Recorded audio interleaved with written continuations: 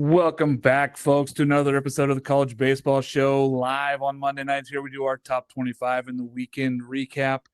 We have a special guest today, but I'm going to introduce Jared Perkins, my co-host here, back again for another Monday. How we doing, Jared? Good to see you, Mark. Yeah, it's just another beautiful day, man. Just excited for more college baseball this week. And we have a special guest on, as you see by the bottom here, Quinton Coates from Cincinnati Bearcats. How we doing, Quinton? Good. How are you guys? Man, just great. How you sitting there? 18 home runs, hitting almost 400 here, leading the Cincinnati team. You guys are just cruising right now. Talk a little bit about how the season's going for you, man. Yeah, it's going great. Obviously, we're winning ball games.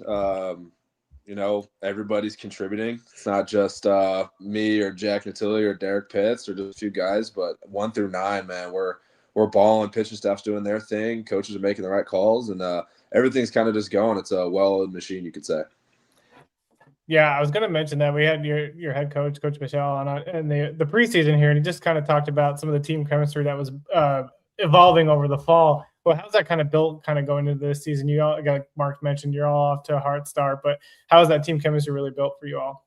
Yeah, it all clicked with us in the fall, I would say, just only a few weeks or a few months into the fall season there. Sometimes I've heard takes things a little bit to get going for some teams, and like last year I kind of felt that with us, but eventually we started clicking last year, so we made the tournament. But this year our chemistry and the way that we all just played together, it started clicking really early, and I think that's why we're off to such a hot start, is because we get along so well. We understand each other's play styles and what everyone brings to the table, and as long as we all execute that, we're unstoppable, and it's really cool to see. Yeah. What's it like, man, to have that lineup of those guys around you right now? It's got to give you the freedom to feel like you can go out there and swing whenever you get the right pitch. Yeah. I mean, I could go 0 for 5 and I'd still have guys behind me or in front of me that could pick me up. Obviously, Jack Natilli is right behind me in the batting order, and Derek Pitts and Jackson Smith in front of me. And then there's Enzo and Infelice, amazing freshmen that we got, Christian Mitchell, Charlie Niehauser, Jackson Reardon, and then Colin Daniel bring up the 9-hole. I mean, every single one of those guys could be the star of the game and really help us win a ball game. So it kind of just takes pressure off my shoulders. Yeah, I love it. Just kind of talking about the streak that you're on, right? Mark mentioned 18 home runs in 25 games. Absolutely insane. Just for you, man, mentally at the plate, like what's been clicking kind of day to day for you? Yeah, I think just my mental approach right now is in a really good space. The approach that the hitting staff, Kyle Petteruto, Kyle Schrader, and obviously Coach Bischel put in place for us. I think I'm really starting to get the hang of it, and just my mental spot just within myself feel like is in a really good place. As long as I'm sticking to the approach, I know it works, and you just got to execute it. And right now it's working well. Yeah, how you guys feeling right now? Sitting right there at the middle, near the top here of the Big 12. Big conference this year. A lot of good teams. You guys got in the tournament last year. How you feeling so far, 2 weekends in? We're feeling good. I think this time last year we were 1-5 in conference play after just getting swept by actually no, Arizona was our first, and we lost the series to BYU the second week. So I think we were kind of pressing the panic button this time last year. But this right now we're feeling great. We're 3-3. We know we can play a lot better baseball, but if this is where we're at right now, I don't want to see when we're playing better baseball because it's going to be really scary. So, yeah, we're all feeling really good. Yeah, I love it. Do you have any series that you're looking forward to kind of most upcoming? This KU one's pretty big because obviously I'm from Kansas, so I live only 25 minutes from Lawrence and know a few guys on this Kansas squad. And so that's always cool. I have friends and family that are coming into town for that. And then really like the K-State series, going there later in May. My brother graduated from K-State. I was always out in Manhattan going to K-State baseball games. It's only about 2 hours from where I live there in Kansas. So that would be cool. I'll have a lot more friends and family from back home that'll be there. So those are the kind of ones for me personally that I'm looking forward to. Yeah, I know we were talking a little bit before we started here, competitiveness, going out there and doing other things. Is there anything like the team does that keeps you guys competitive? I know being a college baseball player and being just a college athlete in general, competitive nature never stops, man. Never. Yeah. Colin Daniel recently bought a $150 ping pong table off of Facebook Marketplace. So ping pong gets pretty heated. A lot of paddles already broken. because you know how the competitive spirit gets going within the guys. So that's kind of something that keeps us the competitiveness going off the field for sure. Anybody buy a nice paddle for themselves yet? Being like, oh, you know what? I got to get a one up here. Yeah, Coach Petteruto actually bought us all really nice paddles with some good grip to really get the spin going on the ball. But yeah, I don't think anyone's bought any personal gear yet, but the coaches bought us nice paddles, and then our equipment manager, he took one look at the ping pong table and said, yeah, this isn't going to work, so he's getting us a custom one. So custom UC one is on the way. Love it. I love it. One question I had to ask you, I saw the story come out this morning about you being a pilot or flying. And when I talk about like your personal passions away from the game, so kind of dive into that a little bit. Yeah, I've always been fascinated with aviation since I was little. My Nana, who's my grandma, we could just call her Nana. She would take me to the local executive airport that's only 10 minutes from my house after preschool, and we'd watch planes take off in the afternoon. So that's kind of where it started, and ever since then, I've just loved aviation, loved seeing planes fly over my house, loved traveling, loved every bit of it. And I knew whenever baseball's done, I want to be a pilot. So that what you saw was my girlfriend Bella. She actually got me for my birthday back in August. She got me a private 1-hour flying lesson. Oh, so cool. Technically my first pilot flying hour. I can have on record. Even though I haven't done any schooling for it, I can count that as my first flight hour. So that's what that was. So it's pretty cool. So yeah, whenever baseball's done, I'm going to go to flight school and become a pilot. That's I love it, man. The home run hitters, like Gavin Turley last year for Oregon State, he started trying to get his pilot license. So I love it, man. That's freaking awesome. Yeah. You know, you guys wear tons of cool gear. What's your favorite hat? Like, as you see, I have a ridiculous hat wall, and it's getting bigger every day. Still waiting on getting a Cincinnati one. I'll get one soon. But what's your favorite hat that you guys wear? Ooh, that's a good one. I really like our Sunday throwback hat with, I guess you could say, the old scary Bearcat on there. Yeah. That's my favorite hat. But also just the classic black with the C-paw on there. I mean, you can't go wrong with that. But one of those two for sure. Love it. Yeah.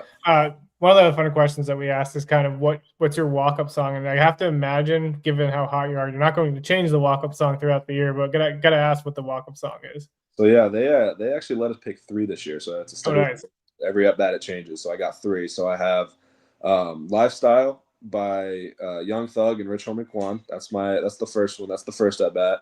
Second at bat is EI by Nelly, St. Louis rapper. More, I would say 2000s kind of style, but really like that song. And then the third one is what's it called? It's like I Love Your Way by Rich Mountain, I think is what it is. So yeah, that's my third one. So kind of like that reggae vibe on the third one. So as you get deeper in the game, you kind of tense up, but that third at bat, you can kind of calm down with that one. I was gonna say, so after the third at bat, does it reset back to the first one? So like if you, yeah, 4th, 5th, 6th at bat, yep, it just keeps cycling. Have you had a game where you've hit one with every song? Oof. Let me see. I don't think I have because the day I hit 3 this past what was it, Saturday? Against Utah, I hit it. It was my 2nd, 3rd, and like 5th at bat. Yeah. Okay. Oh, not quite, but I don't know. Who knows? A lot of season left. It could happen. A lot of season left. I love those songs. You may not. Mine was "The Lion Sleeps Tonight," and I don't know why, but that intro just got me going every time. The whole crowd always laughed. It was dead. I loved it, man. That's awesome. Having a good walk-up song makes a big difference. Of course. Any of your teammates, you go, man, I kind of wish I had chose that walk-up song? I know Derek Pitts likes EI by Nelly because Nelly's a St. Louis rapper and he's from St. Louis, so he always likes that one. But he's pretty good with Grove Street Party by Waka Flocka Flame. He likes that one, so that's his. He only has one, so that's his one, and he loves that one. So I don't know. I haven't had anyone personally come up to me and told me they want mine, but they all like it. Love it. Last question I got for you, just because I like talking about the coaching staffs, and you have one of the better coaching staffs in college baseball. What's it been like kind of for your development, being able to play for that coaching staff and just kind of learn from them? Yeah, Bishop Ball, it's been great to learn from. I mean, it's a different style of baseball than I've ever played. I've always kind of been told to, your job is to hit the ball, go hit the ball, and that's it. But with Bishop Ball, it's so multidimensional, and there's so many ways that now I, as more of a bigger, slower guy that's more known for their power, to kind of expand my game a little bit. Last year I had no stolen bases. This year I already have 7 or 8, 100% on stolen bases right now. So I've kind of expanded in that. Just playing fast and everything that I do is kind of a big thing that we preach.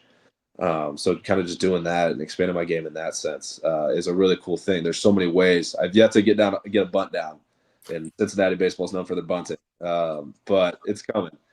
Just got to find the right situation for it to happen, and who knows? I'll put one on the turf. But yeah, it's been great learning from all the coaches. Coach Winsky, he's our big short game guy, all the bunting and base running. Coach Bischel's the mastermind behind it. Coach Petarudo, he's the one that really molds our swings. He's the one that's got my swing in the right spot.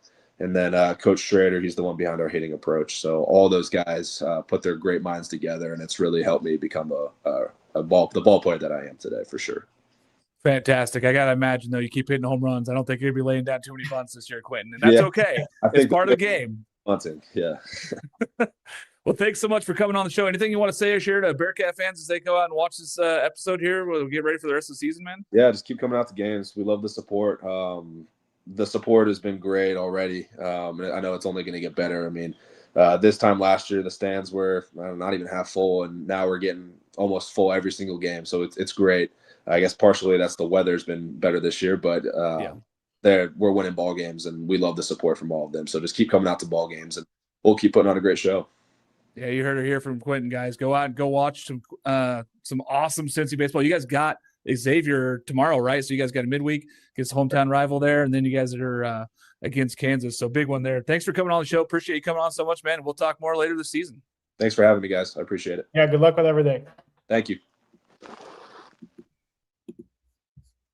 Love that, man. Such a great dude, and good to see him have such success, Jared. I mean, I know you put that together, and we were so happy to get him on the episode today. Yeah, I mean, just what he's been able to do this season, to be able to play 18 home runs in 25 games, it's just insane. I feel like everybody's overlooking the Cincinnati team in general, and we'll probably get into this in the top 25. I think they just missed our top 25, came in at 26. It's just a really loaded team, top to bottom. And like Quinton even said in the interview, like, this isn't just him doing it. The rest of the team is hitting. The arms are showing up on the mound. So it's not a one-man show for the Bearcats, and this team's legit. Yeah, and it really, honestly, we'll get into it more, but it feels like 26 through 30 might have been all Big 12 teams. Like, it's really close. Well, we talked about best lineups in college baseball, and I think Cincinnati has an argument. Yeah, I agree with you. Like, for me, in my personal vote, I know I released it today, it was really between them and UCF, and just what UCF's been able to do to start the Big 12 season kind of lead me in that direction, and how well they played against, Miami and Florida. But I think Cincinnati has just as much argument as anybody else to be in the top 25. And they play like this again next week. They beat Kansas, which is a big series here. They might be right there for us. I was going to say, they take 2 or 3 of Kansas. They win this midweek against Xavier. I think you're finding yourself in the top 25, right at the bottom there. I don't think they have to sweep either. I think you just got to get 2 out of 3. 2 or 3. Kansas is a good team. I know they've had their struggles early on, but they've started to heat up. They're playing good baseball. This is going to be a good series to pay attention to. Yeah, and they're 4-2 in conference. They're actually ahead of Cincy right now in conference. So that's the thing. Like, this is a big series here. Very excited for that one. One bit of news we do want to share, we did talk a little bit about it before it happened. The South Carolina job is open officially. We wish Coach all the best in his retirement. He's going back. He's going to retire and enjoy family time, which great for Paul. I mean, I'm excited for him on that side. How good is this job? This is a big SEC job. Multinational titles, they have the funding, they have the ballpark. It seems like a really hot job, and I think there's going to be some interesting names coming out, Jared. I think this is a job that you would consider up there in the past with like the A&M and the LSUs and the Mississippi States of the world, like the top tier of the SEC. And they've definitely taken a step back just because of the last couple of years. I think this is a job that most people would want, and I think they have the resources and ability to kind of sway guys who they're interested in to come to South Carolina.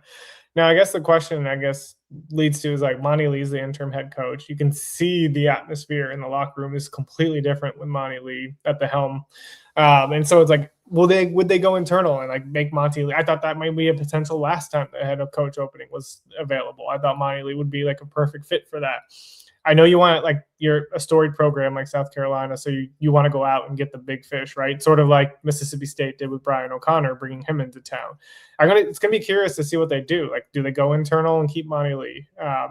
Obviously, the players are rallying around him, so I don't think Monty Lee has been one of the issues. So I just don't know exactly what they're gonna do. It's going to be interesting. 10 years ago, this would have been a top 5 job in college baseball.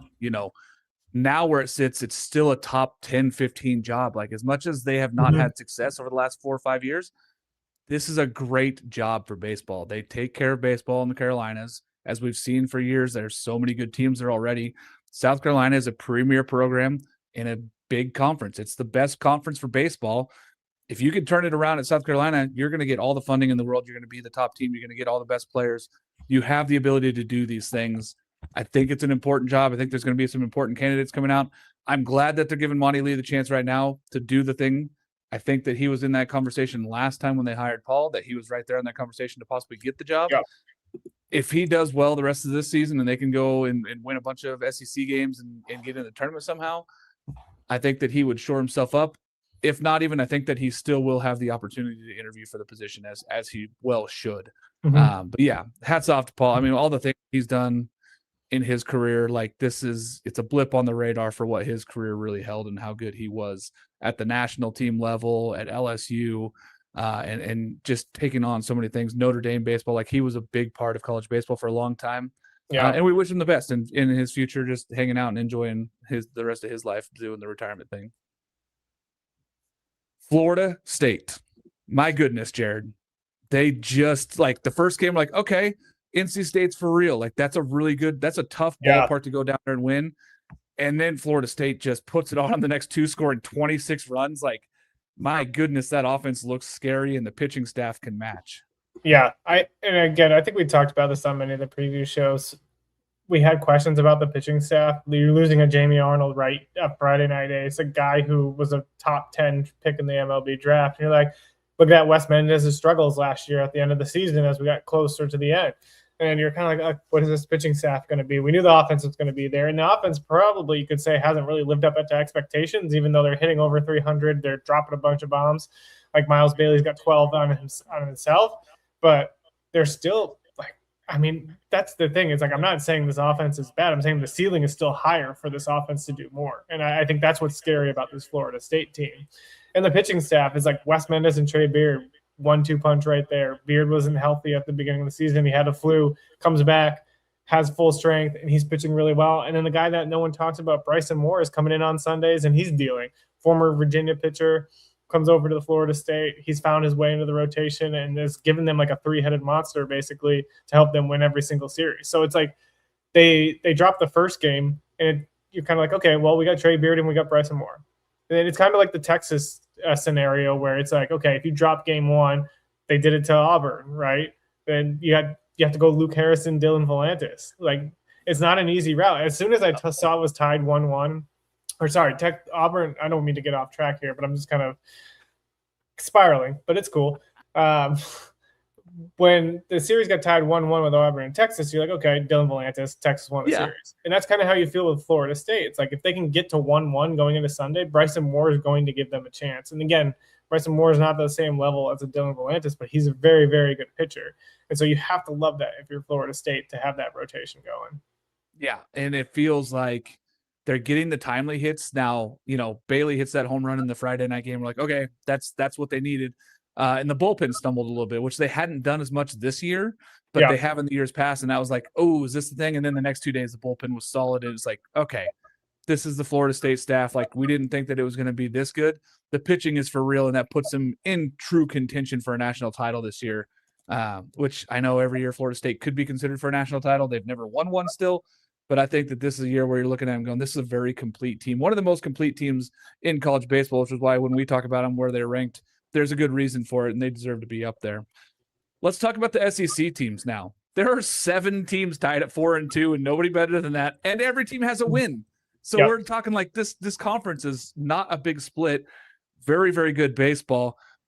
RPI has come back to first place now in the SEC. It was not. Now it is. Jared, they're starting to find themselves again, but 7 teams tied across the top. That's pretty cool. Yeah, I mean, I think this kind of speaks. We talked about this from a memory draft perspective about how strong the college class is, and a lot of these guys come from the SEC, and I think it's a testament to how strong the SEC is this year. We can talk about, oh, it's a down year because everybody's more competitive. No, I think it's more competitive because everybody is that good. I think this is the strongest we've seen the SEC in a long time, and the parity throughout the league is pretty strong. Besides your like Missouri and your South Carolina, who are kind of at the bottom. They both have won a game already against top 25 teams. Yeah. They've already beat top 25 teams, and Missouri did on the road at Tennessee. Rob Vaughn talked about it in the preseason. He's like, last year they had Sam Horn at the zoo, and you're maybe not winning that game. So you have to be ready to kind of lose games to those teams. And if South Carolina turns it around, then all of a sudden they're going to be a competitor in this league again as well, because we know they had one of the best portal classes. Alex Philpott came out and pitched the other day. Like, he's back healthy. So, like, South Carolina, new head coach, new energy, all of a sudden now they're a competitor. So I think you're just going to see every series in the SEC is going to matter like it does every single weekend for teams. And, yeah, you have to be prepared, whether it's Vanderbilt, whether it's LSU, whether it's Missouri, whether it's South Carolina. Like, you can see at the top, you got to be ready. Like, Oklahoma lost one to LSU. So, yeah, and it's never easy to win at the box, but there was actually some road series wins. Big one that I wanted to mention here before I get into the RPI of some of these teams. Georgia going on the road and winning at Blue Bell. That's really hard to do. Texas A&M is a tremendous team, and winning in that ballpark is not easy. So big ups for Georgia to look good. Now, granted, on Sunday, Texas A&M kind of took it to them and kind of hit the ball pretty well, which Texas A&M can do. But the fact of the matter is, big ups to Georgia to go in there and win that series. This is the crazy thing about college baseball, because you think about run differential. Like, we would think Georgia would have easily smashed them in run differential, but then they go and lose 18-5 on Sunday. And it's like, I think Texas A&M had outscored them in terms of run differential. So I still came away super impressed with Georgia. I love what this team has overall. You look at the numbers on the bats, like the bats are doing stupid things. Daniel Jackson's the second in home runs. Quinton Coates is the leader, who we just had on. Daniel Jackson got 15. He's hitting over 400. Trey Phelps hitting over 400. Cole Johnson hasn't even been starting every single game, and he's kind of carved a role out in this team as well. He had that really, really great catch against Tennessee in the last series. You got Henry Allen. He's absolutely mashing. Ryan Lujo, Ryan Black. Like, this is just insane what this Georgia team is doing. And then on the mound, like we talked about it, they've got themselves an entire rotation basically in the transfer portal. Magoo's been great on the mound for them. Caden Aoki's been solid out of the bullpen. There was a thought that he could get in the rotation, but he's really carved out a really nice role for himself out of the bullpen for them. Matt Scott has been really great for them as well. And these guys have also gotten starts. Both Scott and Aoki have gotten starts here and there. But it's just like, they just look great on both sides. And that's why they're number 3 now. We jumped them against Georgia Tech over Georgia Tech, because Georgia Tech lost a game to Pitt. And I know Georgia lost a game to A&M, but I would argue that A&M's the better team than versus Pitt. So I just really love this Georgia team. Yeah, and, like you mentioned, that they're using Aoki in these pressure situations. He comes out of the bullpen, and being a fifth-year senior, he just settles it down, and he just goes out there and beats up the zone.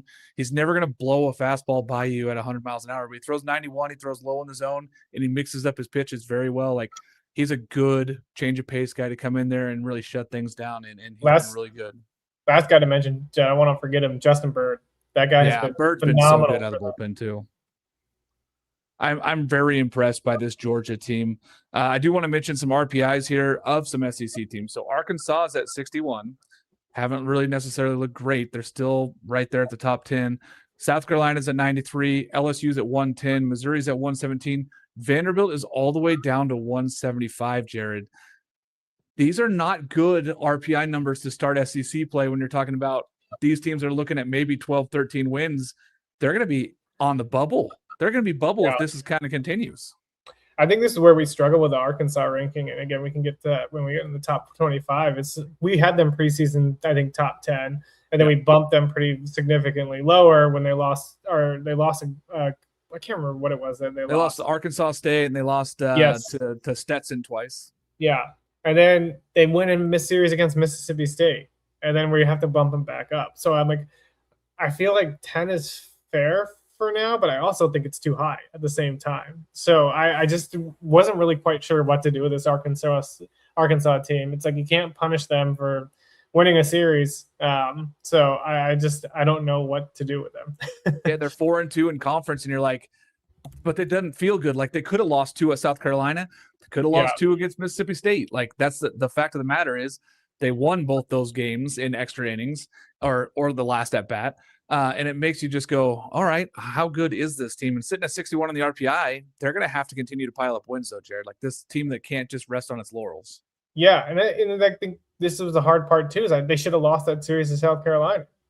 That's what's really got me. Like it was an error by the shortstop on a throw that really won them the game. And so I'm just kind of like, I don't know what to do with this team. Like the pitching staff has been phenomenal. The bats have a ton of swing and miss, and that's kind of where my concern is like it's very, very aggressive approaches from all those hitters at the plate. And so like the strikeout numbers are up. The kind of that, and when you have that aggressiveness, you're going to get a lot of hot and cold streaks. And so when the bats show up, it's going to be great for Arkansas, but then when they're cold, it's going to be a little bit of a struggle. So I don't know what to make of this team still.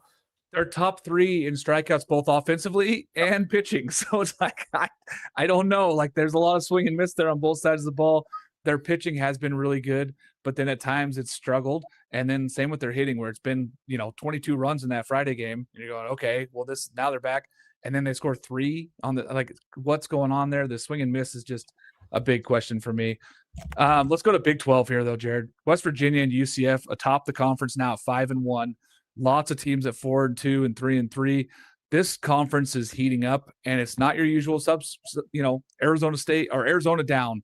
Looking at Oklahoma State, they're down. Trying to figure this thing out. TCU now is down near the bottom of that conference. So Arizona State and UCF and West Virginia, of course, West Virginia and UCF both one game above those guys. Mm-hmm. They're putting themselves in a conversation. UCF taking the series at TCU. Yeah, I want to talk about West Virginia first. This team is one that I just get really annoyed that I think we were guilty of this too, but everybody kind of bumped them out of the top 25 because they were losing to not so quote unquote worthy opponents. But then it's like Arkansas was doing the same, LSU was doing the same, and no one was bumping them out of the top 25.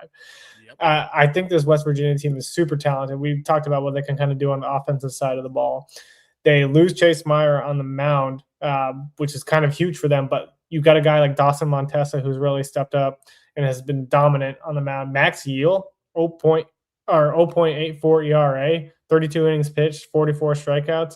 Like this guy has been absolutely phenomenal for West Virginia. And you have that the bullpen has really stepped up for them too, and that everybody's throwing well. So I think that's where we're guilty of it too, because we bumped West Virginia out of the top 25 at one point. Yep. And now that I really reflect on it, I'm just like, we should have not done that, because like this team is very talented. And if we're not doing it to teams like Arkansas, we're not doing it to teams like LSU and all these others who are, granted, it's baseball. You're going to eventually lose to some of these teams on a Tuesday, and we're not bumping them. Like West Virginia should have stayed in the top 25 the entire time, and rightfully so. They're now higher up in our top 25. Same with like an Oregon State too, where we did the same thing. Like, hey, they didn't play good against these teams. We're bumping them down. And now they've found themselves again. We're like, yeah, they're top 25. They're where, the pitching staff's there. West Virginia has all of this senior leadership. They're all these older guys. It's an older team of transfers. You're starting to see them really gel together, and they're playing as a team. UCF has that same thing where they got some older dudes in there mixed with that young talent, and they are really just taking off. And I think that they're going to be tough. One, Big 12 plates, you get half your games are at home in Orlando, so teams got to travel to you. That ain't easy. And the other half of that is they're playing very good baseball, and they're getting good hitting and good pitching. I like where this UCF team is heading, and I think that they're just 18th in RPI. Well. Yeah, that's the thing. They played a really hard preseason schedule, right? So their non-conference schedule was very difficult. They set themselves up to be, if they win the Big 12, are they a host team? That's kind of the conversation they've put themselves in. And they have a Max Yeel too. They have Matt Saucer, who's been absolutely dominant on the mound. So it's just like they've got a good pitching staff. And now, granted, you look at the numbers, they're not the overall, pitching staff overall and offense overall aren't as good as West Virginia, but they're still super competitive. And you have to like what UCF is doing. Yeah, and if you single out just the weekend series, it's much better. Like they played some tough competition during the weekdays, and those kind of beat up their pitching numbers. But as far as the offense goes, the weekend and the pitching has been really good on weekends, and I like where they're at as far as the depth goes in a weekend series for them. Let's talk about the teams we did add in this week. Notre Dame and Ole Miss, first time in our top 25, big for both those teams. It feels like Notre Dame with Jack Riddell on Fridays is almost unbeatable. That's brutal, man.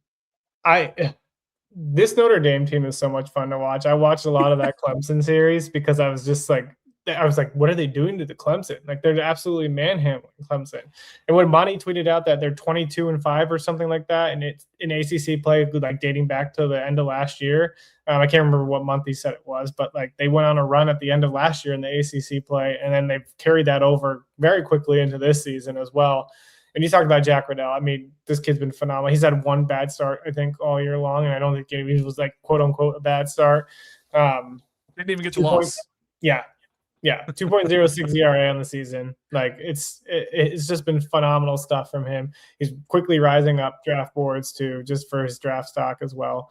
I just really love this Notre Dame team. And then on offense, like Noah Coy's been incredible for this team. Drew Birkland, like watching what he does in the outfield, defensively, he's just awesome, and the bat plays well too. Yeah, huge transfer in for them. I know that they were excited to get him, and now he's producing, and it just really is paying out for them. I love what Stifler's doing up there. I think that team is just putting themselves in the right position. You know, in the ACC, you go win 16, 17 games, you're in the conversation and saying, hey, we're going to find out where we're at here. We're going to find out how good this team actually is. I like where they're at, and this Prove Me series of sweeping Clemson was a lot. Yeah. That does a lot of stuff for you. We got this question from Russ here asking for our top 5 teams in the SEC rankings. For our top 25, we have Texas, Georgia, Auburn, Mississippi State, Oklahoma. That's our top 5. I don't think we have a SEC ranking personally, but out of our top 25 rankings, that's what we have. Yeah, we don't necessarily do conference rankings. I know Hunter does sometimes breaks down and says where he thinks the power rankings are for those guys. We don't have one on the one Monday show. But there's, we got 6, 7, 8, 9, 10, 11 teams from the SEC in our top 25. So, they're well represented. 11 of the 16 teams are in the top 25 this week. Yeah. And we'll get more into that one. Speaking of one, welcome back, Alabama and Coastal. They're both back in our top 25. I personally did not vote for Coastal Carolina. I think that they're still 1 week away from me, but they have taken care of business in conference. They've won their non-conference games in the midweeks. Alabama taking care of Florida at home when they needed it. They needed that series more than any SEC team has needed a series in a long time. Yeah, I think the one thing that we kind of talked about, the struggles for Alabama was the pitching staff, and they stepped up against Florida. They absolutely dominated Florida. Tyler Fay goes complete game, no hitter, 13 strikeouts, absolutely incredible. Miles Upchurch has been awesome for them on the mound on Sundays. It's just been really, really impressive to see what they've been able to do and kind of turn things around. Like they won their first game against Liam Peterson, 6-0. It was just awesome. No hitter. Yeah. Tyler Fay showed that he can be that Friday night guy for them. Like that's what you absolutely want from your pitching staff. And then Zane Adams had a much better game too. 6 innings, 2 earned, 6 Ks. Like those two guys really need to step up if you want Alabama to be successful. And if they're going to turn it around in SEC play, I'm definitely thinking it's Alabama team's a top 25 team. If Zane Adams turns it around and pitches like he did this week, this is a top 25 team the rest of the season because what you're getting from Miles Upchurch and what you can get from Fay puts you in a position to be there and say you can win 2 of 3 against anybody. And they did. I mean, Florida's a very good team. Florida has big question marks on offense, which have continued to show up. And now we're seeing it again as they got no hit on Friday night. 132 pitches from Fay. I know I talked about it a lot on Saturday, but man, it was just tip of the cap, man. He goes out there and just grinded. I didn't think he was going to go the whole 9, but look what it did the rest of the weekend. It set them up pitching wise to be great. Yeah. Yeah. And I mean, it's just like the other thing that was the Sunday game was 14-7 was the final. Upchurch struggled. He only went a third of an inning. I think he walked 4, something crazy like that. The bullpen wasn't great either to follow. But they had 2 guys. So Sam Mitchell went 2 2/3 of 0 runs, which really gave Alabama a chance to get back into this game. But the offense showed up, and we kind of talked about that. The offense kind of was struggling and wasn't clicking, and they clicked against a 1-2 punch that might be one of the best 1-2 punches in college baseball. So you have to be happy about that if you're Rob Vaughn. Finally healthy, and Vaughn talked about that 2 weeks ago. He's like, we got to get healthy. When we're healthy, we're a different team. They have everybody now. They have the pieces. It's a lot different when you have your whole outfield and you have guys healthy and ready to go and can play and are not playing with nagging injuries, because that takes a lot out of you too. Look at like Tyler Bell at Kentucky, still, lingering injury, hoping he gets back healthy 100%, but that's been kind of a thing for them. Let's talk about the teams that did drop out of our top 25. As we added 4 teams, that means 4 teams had to drop out. Louisiana, not a good week for them. They got swept. Clemson got swept. Wake Forest, not a great outing for them against Virginia. And Florida. Of these teams, Jared, who do you think has a chance to jump back in as early as this week? I mean, I think Louisiana put themselves in a tough position for a while now. Yeah, I mean, I would say Florida probably has the best chance to get in playing in the SEC. It's like you take a couple of weekends against ranked teams in the SEC and you're back in, and their RPI, I think, is 12th in the nation. So yeah. I feel like for Florida, like that's a team that you could easily see just bouncing right back into the top 25. Mainly just because of the RPI and the advantage of playing in the SEC. Like we saw it with Alabama. They just took a series, swept Florida, and they found their way back into the top 25. So Florida could easily go do that against somebody else. I think Louisiana's a struggle. I think the Louisiana advantage is they have a 16th rank. They're 16th in RPI. When you're playing in the Sun Belt, you're not going to get those weekends. You're going to have to basically go on a 10-game winning streak to get yourself back into the top 25. And then Clemson and Wake Forest, I really don't know what to make of these teams in the ACC. They've struggled right off the bat. Neither of them have a super high RPI. I think 29th for Wake Forest, 30th for Clemson. Both haven't looked great in any of their ACC series so far. So I struggle seeing those teams come back again. But again, they're in the ACC. So say they take a week. I think who does Georgia? Is it Wake Forest has got Georgia Tech? Something. No, Wake Forest has Cal at home this week. Okay. And so that's not necessarily a big boost to them. Yeah. Cal's played good baseball, but the last couple of weeks have been rough for Cal, especially in ACC play. Clemson has Miami at home, which to me draws some interest because one of these two teams could find their way back if they play really well in this series, or neither one of them could if it's an ugly series and it's a 2-1 series. I could keep both of them out because they both might be fringe top 30 teams at this point. But that's a good one there at home for Clemson. Yeah. If they can go out and win that one convincingly, which I think they need to do, but they got to hit the ball, Jared. That's what it comes down to flat out. They just haven't been able to hit like everybody was hoping they would be able to. No, and Clemson, the other problem is your Friday night ace hasn't been a Friday night ace. Nope. Aiden Canuck has really struggled on the mound. He's looked great in some circumstances, but then it's just he's just not looked good in the others. I mean, you just got to get a little bit more from him. Michael Sharman's been great on the mound for them, but you really need Aiden Canuck to kind of bounce back. And like you mentioned, the offense has just been kind of mediocre. Besides Nate Savoy, Nate Savoy's been going off for them. But outside of him, it's been kind of a struggle to find any kind of production. It has been, and they got to find something. I mean, they honestly just got to figure it out. But any of those 4 teams could, but I think Florida has the best chance, like you said. If they can go out and sweep this weekend, sweep this week, they'd feel pretty good about themselves. But it may not be any of those 4 this week. Honestly, this week may not be enough for any of those 4 to get back in, even with sweeps. But it's going to come down, again, the weekend. That's why we watch the baseball. That's why we do it, because we get to see these guys play it out. Before we get into the top 25, let's talk about Visual Edge, Jared. Visual Edge is awesome, and it is unbelievable development for you. In college baseball, development is everything. You're facing better arms every single weekend, more velocity, sharper breaking balls, small margins for error, folks. And at this level, the difference between starting and sitting can come down to a handful of swing decisions. That's where Visual Edge comes in. Visual Edge is an online vision and cognitive training platform built specifically for baseball players. You start with something called the Edge Test, which measures your pitch tracking, depth perception, and reaction time, visual processing speed, and many other assets.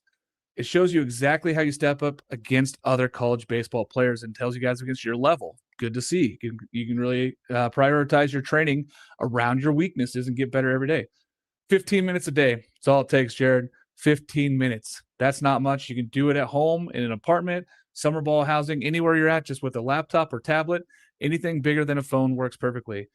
This has been trained in the MLB by Aaron Judge, Nico Horner, Tommy Edman, Key Brian Hayes, because they want to see the ball earlier, and seeing the ball earlier makes a huge difference. Right now, our listeners can use code CBSHOW to get the first month free 3D glasses, free shipping, cancel anytime. Go to visualedge.com/signup.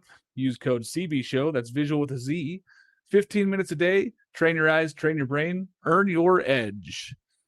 Let's talk about 25. Alabama, we already talked about them a little bit. We're excited they're back in. Coastal Carolina back in at 24. We didn't talk much about them. So, Jared, they're playing good enough baseball. They're winning games, and it's hard to like say, hey, they're winning, let's keep them out. Like, but they do get some guys back maybe at the end of the season, and that might make a big difference for this team. Yeah, I mean, this is a Coastal team that they've never been known for offense. They still don't have offense. Like, I think they're hitting 270 as a team, something like that. They've gotten some from Dean Mijos. I shouldn't say some. Dean Mijos has been super productive. Trace Bazan has been super productive for this team. Then after that, it kind of falls off the table. Like, you have Rex Watson, who's been providing some power. He's got 7 home runs, but he's, I think, hitting just 270 for this team. So yeah, it's just kind of been just a question mark on offense of like what you're going to kind of get from them. Pitching staff has stepped up without Cam Flukie and without Hayden Johnson, close to a 5 ERA as a team, but guys like Luke Jones have stepped up. Ross Norman has looked really good. Like last weekend, he looked great, but he's struggled. He's got over a 6 ERA. So they're still trying to find it. Like, you don't have Cam Flukie and Hayden Johnson. We kind of talked about this on one of our other podcasts, but like everybody's going to get pushed up too, right? It's not just pushed up one. You got to have your midweeks all of a sudden in the Sunday rotation. Your bullpen arms are probably going to get taxed more because you don't have Hayden Johnson and Cam Flukie going out there getting you 5 or 6 innings every Friday, Saturday. So the bullpen arms are getting more work, right? And so I think this is just what we're going to kind of continue to see with Coastal Carolina until they get those arms back.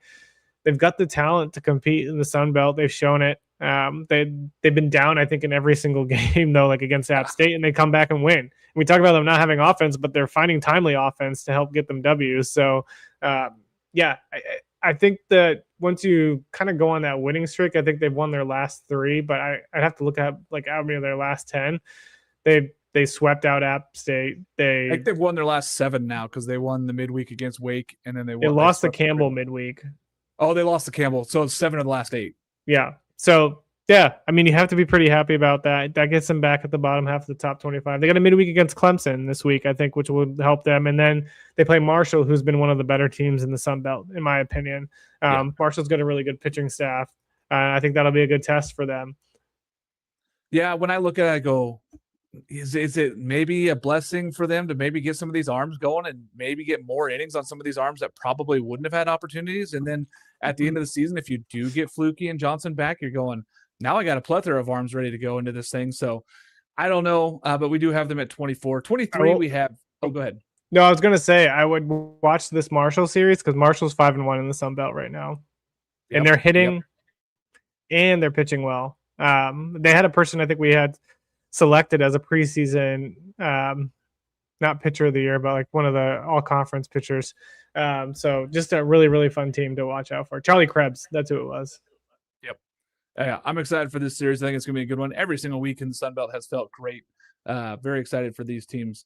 Texas A&M down 3. Jared, they're 2-4 in conference play now. Tough opponents, so I don't think we really discredit that. But at some point, they got to go win a series, and I think it's got to start probably this weekend. Yeah, and you look at the Oklahoma series, they probably should have won that. They had chances to win it. I wouldn't say they should probably have won it. They had chances to win that series, but then they kind of looked outnumbered by Georgia. But they need a series win, and the pitching staff just hasn't been great. The rotation, I think you're expecting a little bit more from them. Shane Sadeau was lights out to start the year. Now he's got an over 4 ERA. Aiden Sims has been pretty good for them. But Weston Moss has been really struggling. He's got an over 6 ERA now for them as well. Bullpen's been good. Like, you're getting the innings you need out of the bullpen. I'm just curious of like what this pitching staff needs to kind of take that next step, and I'm not sure exactly if they will. But yeah, the offense has been great. Like, now you have Chris Hakopian healthy, which they didn't have for most of the beginning of the year. So that could be kind of one of your excuses is that you don't have Hakopian going at full strength. But now he's out there and he's raking. So yeah, I don't think you can complain if you look at the offense. Like, everybody's hitting on this team except for maybe Bear Harrison, who's kind of on a cold streak. But outside of him, it's just like, yeah, everybody's mashing. Yeah, Keel's stepped up and been good for them also. Yep. Like, they've had some guys step up and play some big roles. Sorrell is up there for SEC Player of the Year. He's been that caliber of player. I think Hakopian can be, if he's healthy, like that makes a big difference. I think the thing that we all looked at the beginning of the year was what was the pitching going to be like?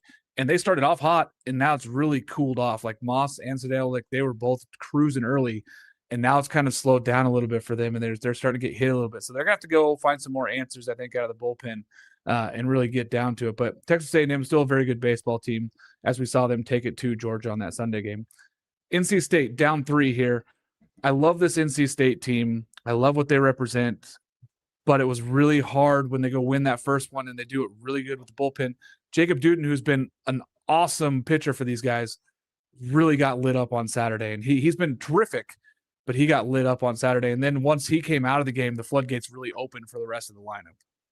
Yeah, I was talking to Monty about this because I was like, Monty, I need what is NC State? I can't figure them out. But it's like they're legit with Marone and Dudin. The offense is very good. But the bullpen's just been kind of struggling and blowing games for them.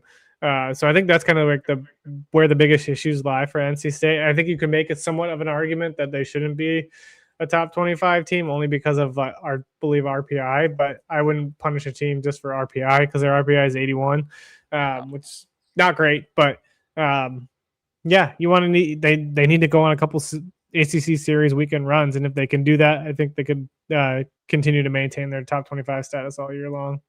Yeah, I like this team, and like I said, before the series, I said this is a top 15 matchup between these teams. I'm much higher on Florida State than I am dropping as far as NC State. I think NC State's still a good baseball team. Yeah. I still want to see them do a little bit more, and I want more bullpen to step up because that's been a big issue for them. They've been able to hit, and Marone and going with Duden, those guys have been really good on Friday, Saturday. I think that they're okay there. They really just got to be able to figure out some bullpen issues and iron those out. Tennessee at 21 didn't move for us, and they won 2 of 3 against Mizzou. Missouri had chances to win those other games. Like Missouri's a tough team right now. But Tennessee just feels inconsistent. Outside Henry Ford, the offense is fairly inconsistent. They have dudes that have stepped up in different portions, but Henry Ford has been the offense for them. But their pitching staff puts them in another, like Landon Mack was really good on Saturday. Like they had guys step up and do the right things for this team. Do you think that the pitching staff with the lack of hitting right now is enough? Like they're fringe dropping out of the top 25 for us, Jared. Yeah, I mean, it hasn't been even SEC struggles either. It's like they lost a series to Kent State. They kind of struggled against just kind of lower level opponents. They really got destroyed by UCLA in the M&G Bank Classic. I mean, I know they're the number 1 overall team, but that was like your Friday night ace was going against their Friday night ace, and the offense just outpowered them. So yeah, and they lost a game at Wright State too. That was the other one I was thinking of. I don't know what to make of this team. I feel like this team is super talented, but we talked about, like you mentioned, the offensive struggles. Like Levi Clark was supposed to be a guy who was supposed to be, he was almost SEC freshman of the year until he like tanked off at the end of last season. So it seems like that slump's kind of carried over into this season, and you want to see him kind of turn it around because like that kid's got tons of talent and he could be like a catalyst for this team. But yeah, like outside, like you said, Henry Ford and Manny Marin, no one's really hitting. And I think unless you get some offense, you're going to struggle in the SEC. Yeah, even with all that pitching, and Cam Appenzeller, I want to say, has been really, really good out of the bullpen. Like they've had some dudes. Tennessee has had enough. Now they got to find the offense. So I think that they have the pitching. So if they find the offense, I think they're going to be just fine. But I do want to point out that Henry Ford has been really, really good for them. So I'd be curious to see what their SEC hitting numbers are. Yeah, it's probably not great. No. Well, you look at Blaine Brown; he's been providing power, but hasn't provided average. So yeah. No, I'm with you. Notre Dame at 20. We already talked about this. The highest, not the highest newcomer, as we have Ole Miss still upcoming. Good for Notre Dame. I think they belong here at 20. I think this is a good spot for them. This is a team that'll be probably fringe top 25 all year just because of Friday night. Jack Riddell's so good. Kentucky at 19, down 4. We talked about this a little bit in our private chats and just saying, like, we don't really know what this Kentucky team is because they've been good. Cleaver hasn't been that kind of ace that we thought maybe he was going to be for them, but they've had other guys step up like Jelenic. Like they've had guys step up. They need a healthy team, but I think that they have the pieces and deserve to be a top 20 team. Yeah, we'll say like Cleaver's still got a 2.45 ERA. So still he's not been bad. He just hasn't felt like ace stuff, I guess. He hasn't gone deep into games. That's kind of been the issue, is that the pitch count kind of gets run up. He has 12 walks on the season. So like there's a lot of traffic on the base paths, and so the pitch count gets driven up, and so he doesn't make it as far as you'd like to see. But yeah, Jelkin's been great, 37 strikeouts in 33 innings. And they were winning without Tyler Bell. And so now they have a healthy Tyler Bell, and so your kind of expectations are a little bit higher. But they had a chance to win the Ole Miss series, so it wasn't like they were out of it. They got kind of manhandled by Hunter Elliott on Friday night, which is not surprising. Like, he's a good pitcher, and you're going to have those games. You're going to run into a guy with has his stuff, and he's going to absolutely dominate you.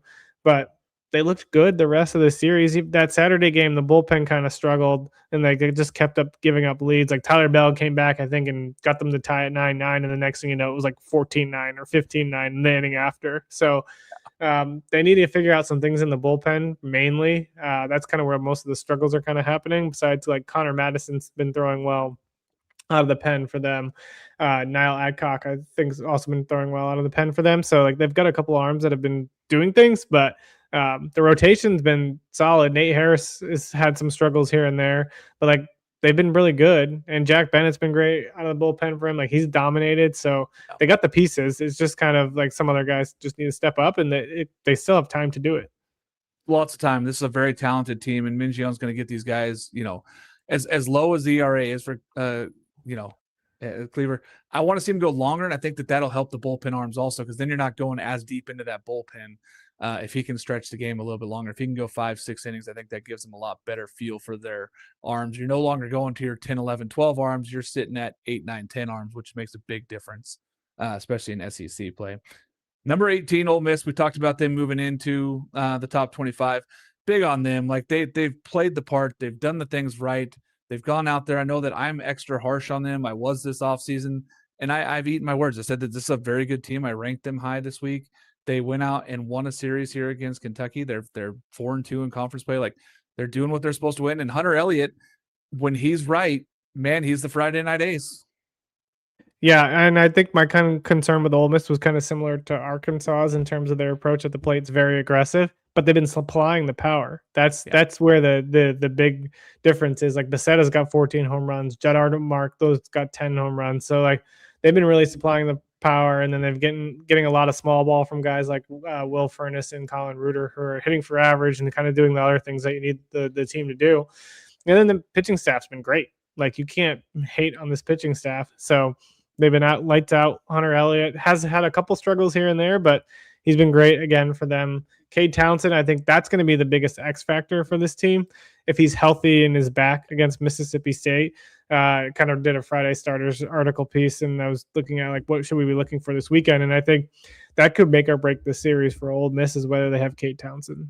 Yeah, it makes a huge difference for them going him on Saturday. He's been really, really good this season, and you need a 1-2 punch, whether it's like your top guys necessarily, but he's one of the guys you have to have if you're Ole Miss in there, especially if you want to go win series in the SEC. So saw him leave, and then they're saying it's just tightness, and they haven't reported anything, so we don't want to speculate. We hope we see him back this week, but there's no answers yet at this point. West Virginia at number 17, up 7. They deserve it. We talked a lot about this team being back where they are, and they deserve to be up here. The pitching, Dawson Montesa, has been really good for them, and he good again this week, where he had a couple struggles in a row. We wanted to see him jump back. He did that. They took care of business sweeping this week against BYU. It'll be a lot more series coming up for this team, but I'm excited for what West Virginia brings to the table. Yeah, not a ton to add. Look, from like what I said earlier, like, this is a really talented team. I'm really excited to see what they do in Big 12 play, and I think the sky's the limit for them. Arizona State here at 16. I'm going to let you take this one away, Jared, because I know that you and I both have love for this team growing up, and boy, the love's there again. This is the team I've been wanting to rank all year. I really wanted. So when they went and did that Arlington tournament, I was like, okay, they just need to take one game, and then I can put them in the top 25. But they got swept out the entire weekend, because, like, they won one a midweek against Oklahoma, and I'm like, okay, if you beat a Mississippi State, a Tennessee, or Texas A&M, you deserve to be ranked. And then they just couldn't pull it off. They were close against Tennessee. They kind of battled with Mississippi State, but weren't really in that game. And then Texas A&M kind of took it to them handedly in that final game. But this team is stepping up against K-State. Like, that was the series I was like, this is the one they need to win, right? And if they win this series, because we talked about K-State being a fringe top 25 team as well. And we're like, okay, if they can win this series, they got a chance to get in. They win the first game 5-4. You get an absolute great performance again from Cole Carlin again in the offense, and put up 18 runs in the second game. And they lose 12-1 on Sunday. Not a great look to end the series, but hey, you won the series. And Kansas State, we talked about it, has a huge offense. So the fact is that on Sunday when they got going, we knew this could happen. We thought that this could happen. And it just goes to show how good Carlin was on Friday night to shut down this Kansas State lineup, because this is a team that's been very, very good hitting wise, and especially, being at home like that. That's tough. That's a tough one there to go on the road with. Carlin walked 5 in that game and gave up 3, but he was able to kind of keep them at bay, which is a hard lineup to keep at bay. Especially when you're giving free passes like that, and to not give up the runs was massive. Yeah. Like, he just had to really go in and battle. Oregon State at 15 here, up 3. The offense is coming alive. They're starting to find some pieces. They're playing a lot of freshmen now. They're starting to give some guys some opportunity. They're finding themselves a little bit offensively. I know I personally will be at Friday and Saturday's game down at Corvallis and Goss Stadium, so I'll see all you fans down there. Excited for this one. But the pitching, Ethan Kleinschmidt is like, now that he's going, this is a very dangerous pitching staff.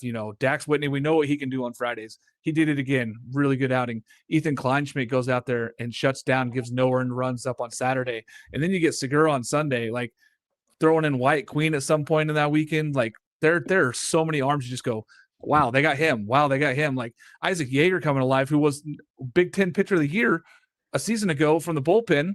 Yeah. And now he's sitting there going, he's coming in clutch situations. This pitching staff is ridiculous. Yeah, I mean, you have to be happy with Oregon State at this point. I know we got a lot of flack for putting them above or below Oregon, who they beat during a midweek, but that's one game midweek. You look at the kind of the opponents they play. I know, again, Oregon State has a higher RPI, but it's because they play a lot on the road. But Oregon's got some bigger wins, and that's the only reason why that we had put them above Oregon State. So I just think this team's very talented. I think they're going to be they're Oregon and Oregon State are only one spot away from each other. It's not like there's an egregious difference between these two teams. They play each other again in another midweek, don't they? Yeah, 2 more. They got 2 more midweeks coming up. Yeah. So we'll see who wins that out of the midweek craziness. But yeah, it'll be fun to see. Yeah, they got a game in Corvallis, and then they got one up in Hillsborough at a neutral site at the new minor league ballpark. So super exciting this year. I know every ticket for those have been sold out already the instant they went on. As you folks know, here in the state of Oregon, the great state here, that the rivalries just turned into something awesome for baseball. As we have Oregon sitting at 14, up 2. They really could have finished that sweep off. I would have felt a lot better about them. They would have been right there at the top 10. I think that this is safe for them at 14 with that series win, because it's still another series win, and they've won every series so far in Big Ten play, which is just massive to do. 3 straight series is not easy for anybody to do, especially when you're being shot at. Like, they won the Big Ten last year. They're being targeted this year again with them and UCLA. Yeah, I really like this Oregon pitching staff. I had questions marks about it going into the season, but Colin Clark's been fantastic. Cal Scolari has been fantastic. Like, this pitching staff has really stepped up and been a lot better. Oh, Will Sanford too. Will Sanford's been a dude. He's going to rise draft boards. This is a guy I picked last year as freshman Big Ten Player of the Year, and he just kind of fizzled. Like, he's figured it out, and it's been absolutely disgusting to watch. The walks are still an issue for him. That's kind of like the big issue for Will Sanford, but the stuff's been electric. He's got 44 strikeouts and 31 in the third innings. He's posted a 1.44 ERA. You have him, Colin Clark, and Cal Scolari going every weekend. Like, you're going to get a good chance to win some games. And the offense has been good for them. And that's with, I think, Maddox Maloney not even playing up to his speed or up to his par. He's hitting 250 on the season, and the ceiling's sky high for Maloney. So, you got Drew Smith, who's been stepping up for him, Angel Laya, who's been stepping up. The rest of the offense is clicking. Ryan Cooney, everybody's clicking. And you get Maddox Maloney to have a second half where he just kind of goes off. It's going to be awesome for them. Yeah, and I know that he left the game with a wrist injury on Sunday. They haven't cleared anything up yet. Doesn't seem to be anything too significant. He may miss this weekend, but there's no official word at this point. But they're going to be extra cautious with him. Again, you're talking about a top 15 draft pick. You're talking about a guy that you need down the season. Same as the Tyler Bells of the world. You're going to treat him the same way. That's how you're going to bring him back slowly. You got other guys. I want to shout out Jax Jimenez too, the center fielder who's stepped up and been massive for Oregon coming out of pretty much nowhere. This kid came out and he just has been electric for them, setting them up. Lots of great defensive plays and just really good offensively for them as well. So, and Dom Hellman, I mean, we all know what he is. He's a 6'8" brick house that hits bombs. Like the kid can swing it. So I like where this Oregon team's heading, especially if Maddox Maloney gets going. They're going to be really tough. Southern Miss at 13 stayed the same. They did salvage the series win there. It looked like for a minute there that they were going to drop the series to Troy.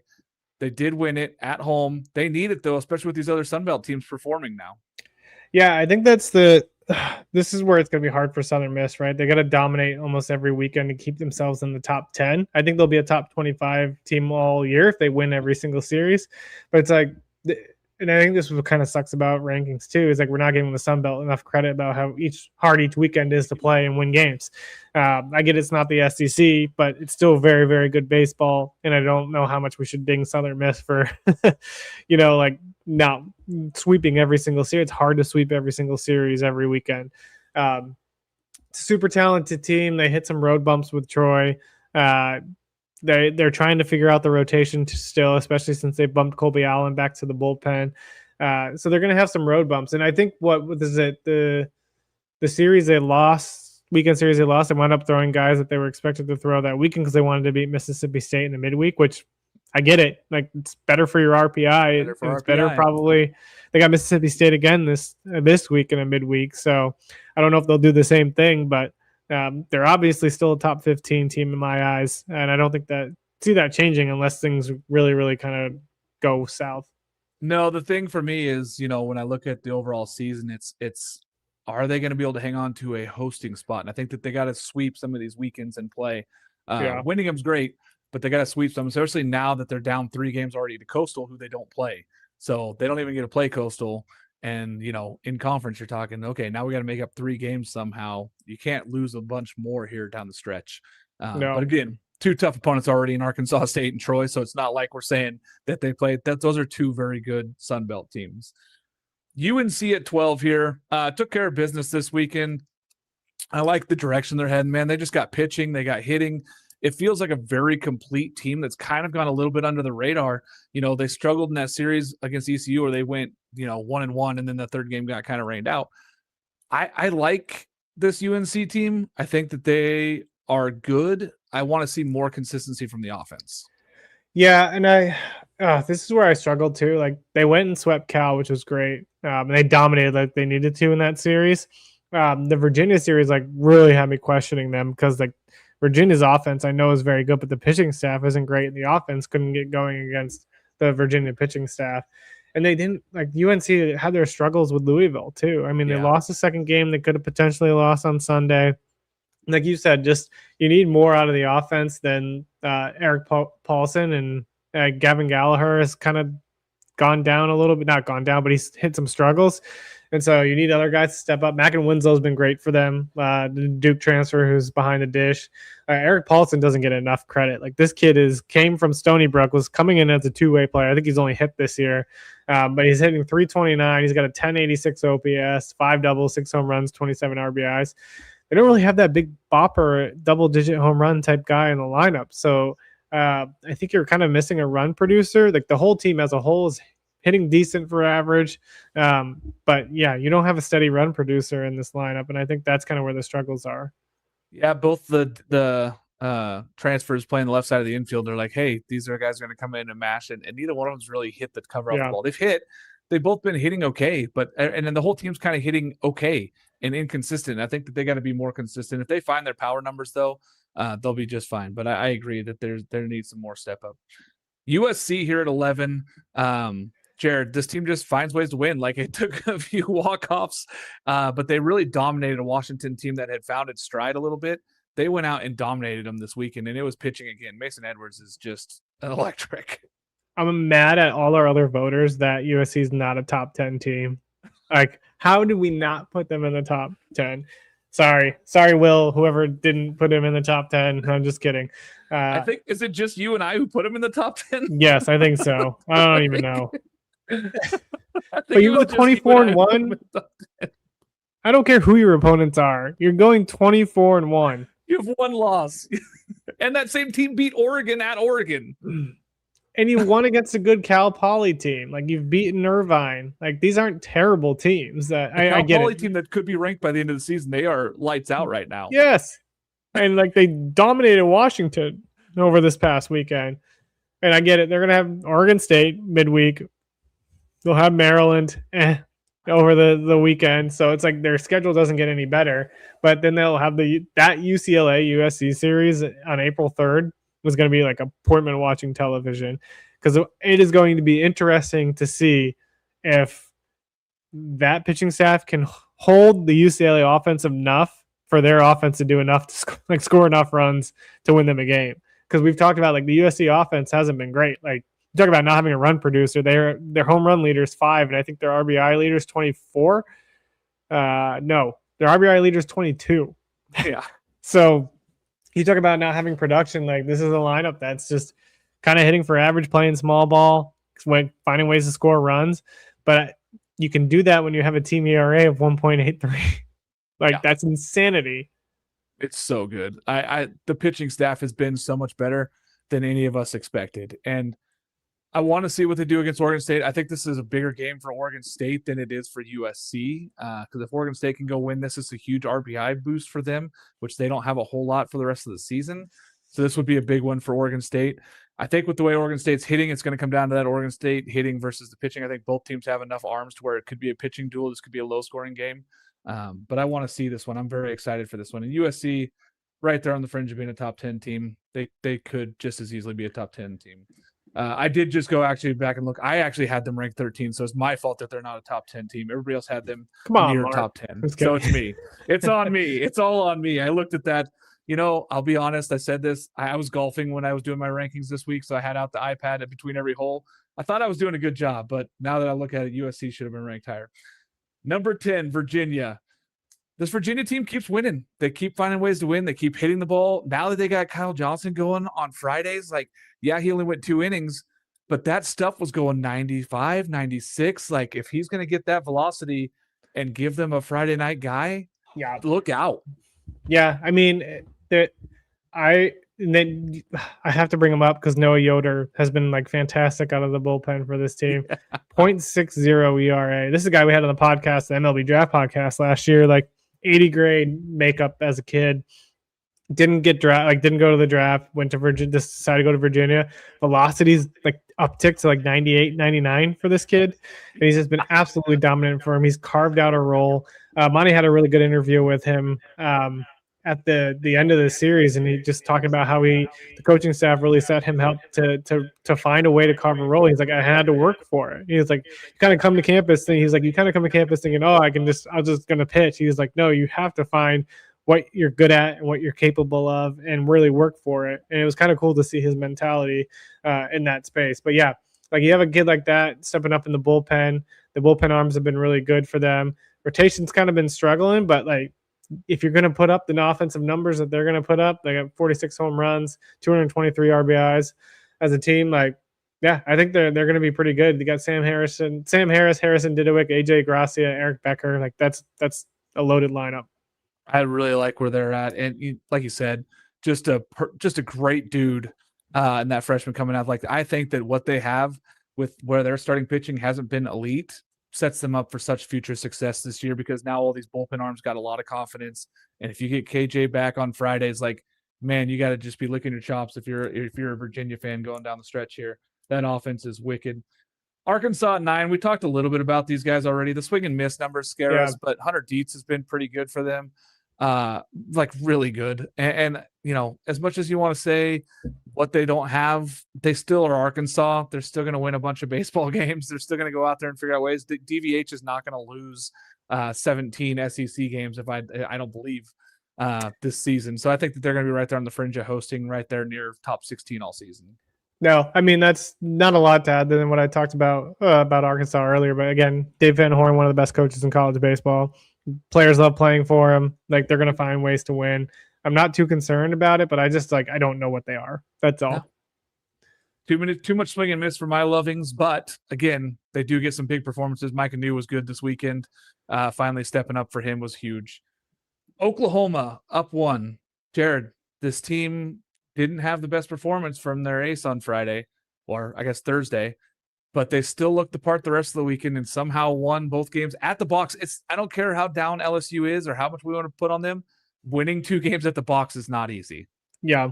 And I talked about this in the Friday Starters article. Like the X factors for them are going to be Cam Johnson and Cord Rager. Like, what are they going to get from those two guys going into this series with Texas? We talked about Texas having one of the best rotations, if not the best rotation in college baseball.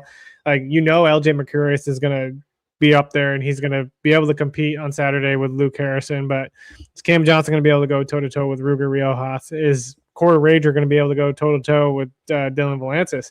Like, both those guys look fantastic in Arlington in that college baseball series. But the competition wasn't like what they're facing now, right? So I think they had Texas Tech and they had TCU. So yeah, two good teams, but it's not a Texas. And so I have a feeling Texas is going to sweep this series. But I hope I'm wrong. I hope it's a really more competitive series. I hope it's more competitive. It's at Texas, which makes me even like more lean towards Texas, really taking it to them. I like where Texas is at. I think that the way that they played after bouncing back that loss on Friday night against Auburn and then showing up the next two, it tells me that Texas is one of the most complete teams in the country and a reason why we have them where we do. This is a very good team. No discredit to Oklahoma. I didn't think that I would be voting for them as a top 10 team this year, like just in the preseason and throughout the season. They've proved it. They've decided to be here. They weren't in our preseason top 25. Nope. No. And that's the thing. Like, they shocked us, but we knew what they kind of had pitching wise. We just didn't know if it was going to be those levels of those guys. They've been high level. Now, Cam Johnson has had a couple starts that haven't been terrific lately. He's going to have to be a lot better here against Texas. Number 7, Mississippi State, up to Jared. This team looked really good at home against Vanderbilt. They looked really good. And 16,000 people showed up for the opener. Unbelievable. With all the March Madness going on, they said, no, we don't care about your basketball. Give us college baseball. The fact that the top 25 highest attendance records in college baseball are all Mississippi State is awesome. I want to go to that field so bad. I want to host a live show there. Yeah. I love this Mississippi State team. I think we saw the potential of this team in that UCLA game. I know it was a one-gamer, but that was one of the best college baseball games we've had this whole entire year. So I'm just really excited to kind of see what they can do. I think they're deserving of the spot they're in. I think they should be a little bit higher, maybe even above Auburn. But I would put them in top 5, 6 with Florida State. So I like them. I will say that they've been a very Oak team. Like, they've been a very Brian O'Connor team where they're not necessarily blowing people out. They're not necessarily, putting up 15 runs, but they're playing good, solid baseball, smart baseball. And the pitching staff and bullpen has been really, really good. And not even necessarily from the guys we thought. Like, Jack Bauer hasn't been amazing, but he's good. He's only thrown 2 innings this year too. Mm-hmm. And he's got a 22.5 ERA. Yeah. So that's what I'm saying. Like, a guy that we've spotlighted and said, this guy's going to come out of the bullpen and be a dude. They've had other people step up and be terrific for this team. Tomas Valencius, that dude has been insane. Like, McPherson's a Friday guy, but Valencius has been just as good. And we talk about 1-2 punches. I know I beat that drum all the time, but that's what's going to get you. Like, you can think about it. College baseball championships, best of 3. You got a big 1-2 punch. It's going to give you a chance. Look at all the teams that were in Omaha last year, and then you look back at their 1-2 punches. The only team you could say maybe didn't was UCLA, but they had 8 dudes that could hit the ball. So that was the 2 teams the 2 teams in the final. Jacob Morrison, Cam Fluke, Cade Anderson, and Anthony Ianson all went high in the MLB draft. I think they're all top 5 round picks. Yeah, it's exactly correct. Like, you have a 1-2 punch. Dax Whitney and Ethan Kleinsmith from Oregon State. Like, you look around and you're going, all these teams had those guys that they had this 1-2 punch that was just outrageous. And they need it. And I think Mississippi State has it. Florida State at 6. It feels low for me here to have them at 6. Now, do I think that they should be here? Do I think that they're better than Auburn? Maybe. They beat Auburn. They're better than Georgia Tech yet, but it's close. Oh, they lost to Auburn. Never mind. I'm sorry. I got that backwards. They lost to Auburn. Yeah, that's the hard part, is that they lost to them in that Texas series. So that's why I have them 1 tick behind them. I think that's why they like this team. I think when our final vote tallied up, we had Florida State above Auburn, and then we kind of switched it just because we're just like, okay, Auburn beat them on a weekend. They can't really put Florida. They both have pretty similar track records. Yeah, Florida State, great team. Yeah, good. They're going to hit. They're going to pitch. They're going to be great. I can't wait for more series in the ACC for them. I think that it's between them and Georgia Tech at this point for me in the ACC now, especially with that Florida State win over NC State. It just told me like, hey, UNC is good, but I feel like they're a full tier below both those teams right now. Yeah. Auburn at number 5. We talked a lot about them already, but this team continues to pitch. Jake Marciano was good again on Friday. Man, was he good. He gives them an opportunity every single Friday night. And then, Texas is Texas. And so winning that first game was big for Auburn. But again, we said a lot about this. If whoever won that series was going to be number 2, Texas won the series. They're number 2. Auburn stayed at 5. Yeah, I felt like Auburn needed to win the first 2 to even have a chance. Just because, again, Dylan Volantis. It's like they have a Friday night ace on Sunday, which is horrendous if you're a team facing them, because you're like, I got to get through Ruger and Luke Harrison, and then, okay, we got Volantis on Sunday to try to win it. I like this Auburn team still a lot. I think they're very, very good. Marciano, just like you said, electric, 51 strikeouts, 36 innings, 1.0 flat ERA. Just been incredible. And offensively, they got Eddie Madrigal back, which I think is going to be huge. They've already been hitting pretty well, but they could use some average. And Eddie Madrigal is one of those guys who doesn't really – he hits for some power, but he's more of a – 21 home runs last year. Did he really? Okay. I thought he only had like 9. 21. He's a big bopper, and he hit for 400. He still like hit 400. That's what I'm thinking. Yeah. Yeah, that's the piece. I mean, I know that I did a highlight piece on them. One of my first things I did here for the college baseball show was highlight Eddie Madrigal, and then unfortunately he got hurt. He's healthy. He's playing. If he can be an everyday guy for them, that's a 400 hitter with 21 home run potential. Adding to that already ridiculous lineup of young sophomores, this team's going to be for real. And I think that's one of the things why I wanted to keep them top 5 too, is like they're just getting healthy. Like Rembert's back now also. Getting guys that are healthy and back in this lineup with what they've done pitching wise. Butch Thompson has a monster. Yeah. Georgia Tech at 4, down 1. Now, the pit loss, they gave up a ton of runs, and we know that the pitching staff for Georgia Tech is maybe not elite. It's probably B tier. But the fact is the offense is A tier, and they were still in that game because of the offense. And Pitt is also a very good baseball team, who's been hitting and playing very good baseball as well. Yeah, I think this is the concern that we've always had about Georgia Tech, is if the pitching staff's going to do enough. Tate McKee's your Friday night ace. He's got an over 4 ERA. Mason Patel back to the bullpen, I think, is going to help them out immensely. We've talked about that.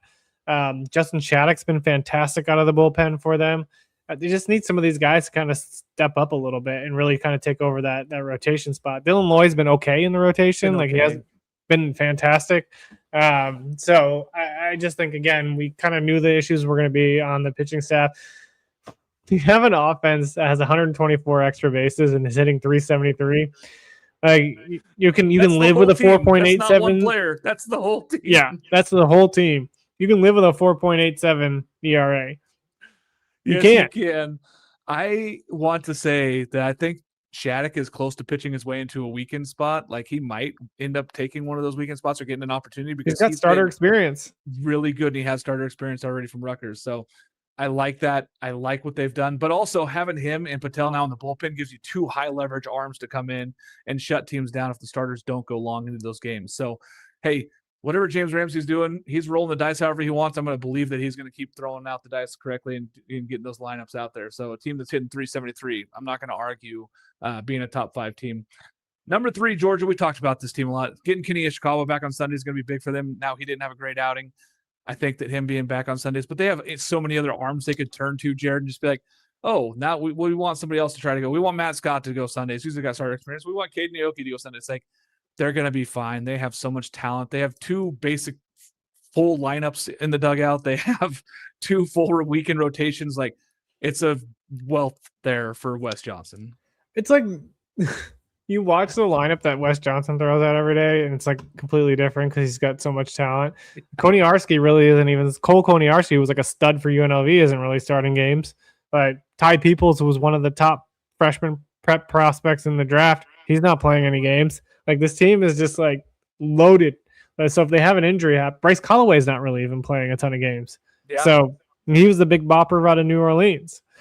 So a lot of talent. A lot of talent.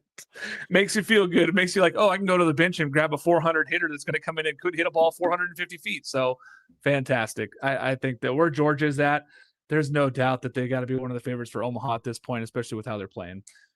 Texas, number 2. They deserve to be here. Like, it was a great game on Friday and a tough loss for them. And the guy who had 2 home runs for them makes the error, and Aiden Robbins in center field.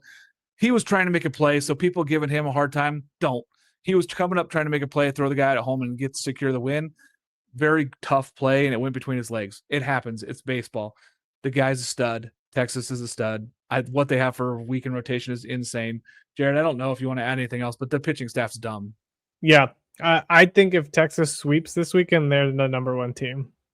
I was tempted to put them number 1, even after beating an Auburn team. If they had swept Auburn, I had it on my bubble. I literally had it circled but when they lost that Friday, I was like, all right. And it was a great game. They had figured out a way to win that game that way, in that tight of a ball game, with how well Ruger Rios has pitched and facing Jake Marciano. Like, I could have put them at 1. I could have, but also UCLA just destroyed Maryland. So there might not be a hotter hitter than Aiden Robbins right now.